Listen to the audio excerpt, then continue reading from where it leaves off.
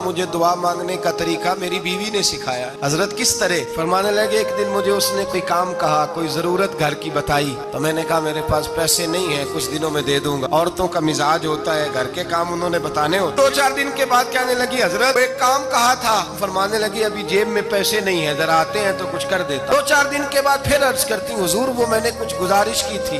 फरमाते मुझे गुस्सा आया, नाराज हुआ। मैंने कहा तू बार बार कहती रहती है, तुझे बताया तो है अभी मेरे पास पैसे नहीं, कहीं से आते हैं तो दे दूंगा। फरमाते जब मैंने झिड़का तो वो भली मानस रो पड़ी और रो करके उसने लफ्ज कहे तो मुझे रब करीम की तौहीद सिखा गई और मुझे अल्लाह से मांगने का तरीका बतला गई। वो के कहने लगी हुजूर आप ही तो मेरे खामद हैं, बताइए आपसे न कहूँ तो मैं किससे जाके कहूँ? कौन है मेरा और किससे जाके कहूँ? किससे जाके मैं कहूँ कि मेरा ये गम बांट दिया जाए? आप फरमाते उसने बात कही तो मैं रोने लगा। मुझे कहने लगी हुजूर क्या हुआ, आप रो पड़े?